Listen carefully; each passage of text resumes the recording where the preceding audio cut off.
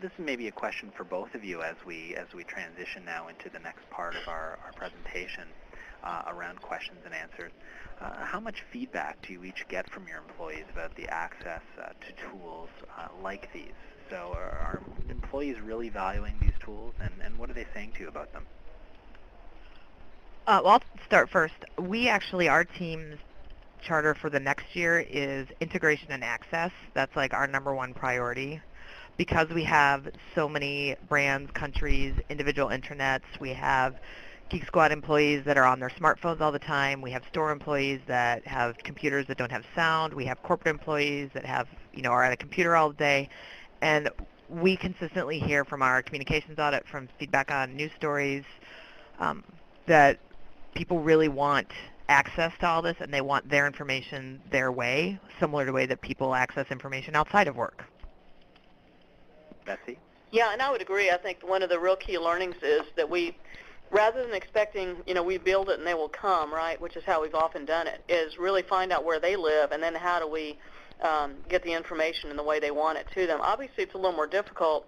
The beauty, I think, guys, of this approach is that all of the onus is not on the small team that Ericka's in or that I'm in. In fact, right now I'm a team of kind of 1.5, but you're actually leveraging all those employees who are champions, who are peer opinion leaders in these spaces. You're leveraging them to really carry your message forward and reinforce it. And they would add context to make sense for their coworkers.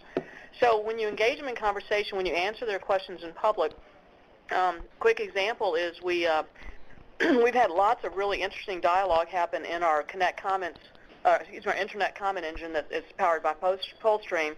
And what we found is that before sometimes we even need to get a subject matter expert into a conversation, another employee comes in and says what you or I would have written already, and like, well, why the heck did you ask that question? It's in the story, or isn't it obvious? And sometimes they'll do it not always as professionally or diplomatically as you'd like, but it's more authentic than it would be coming from a subject matter expert or some leader from the communication organization.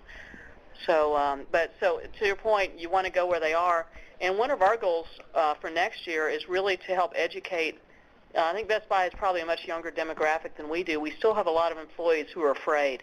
And so one of our goals is how do we really teach them why some things you can't do because we're in a highly regulated industry. But, by the way, here's what you can do and what we want you to do in terms of advocating and spreading the word. I think that's a great actual segue into a question we've had today from a number of our audience members, which is around anonymity and wanting to know how you sort of overcome the trust factor of employees about retaliation or having their name associated with a comment. So maybe beginning with you, Ericka, what's the general consensus around anonymity and commenting? Well, we at Best Buy require all comments to have a name attached to it.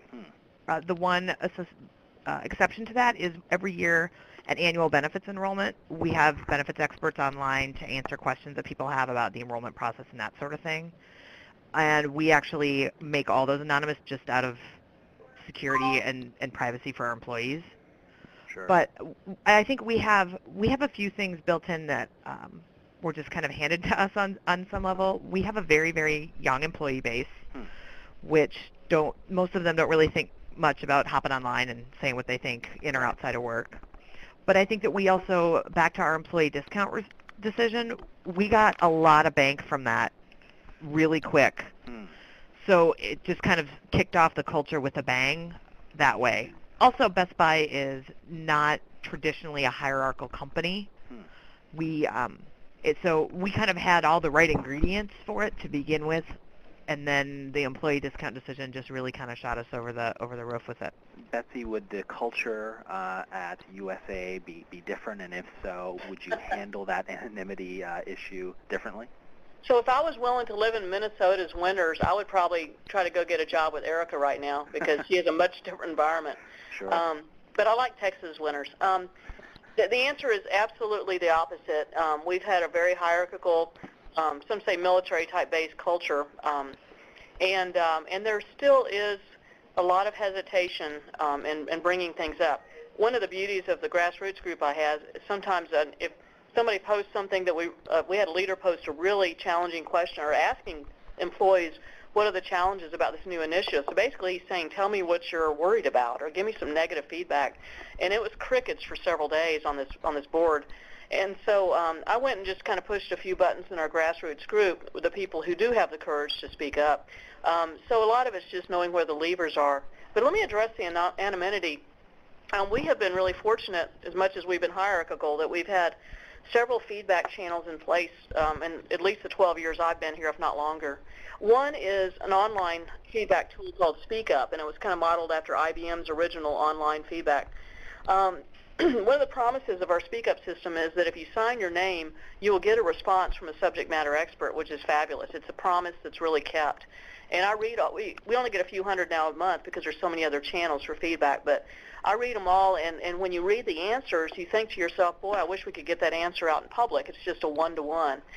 But we tell people if you want to submit anonymously, you can. However, we're not going to get you an answer because we can't follow up with you. We don't know who you are. And I'll be honest, I think that no matter where you go on this, I think people still need to have that venting or that escape mechanism.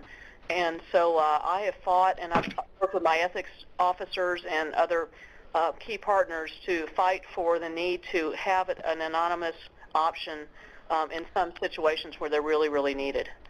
But we, like Ericka, we do force you to put a name and a first and last name on most of our other community and full stream comments. Because really you're not accountable if you're not putting your name on it.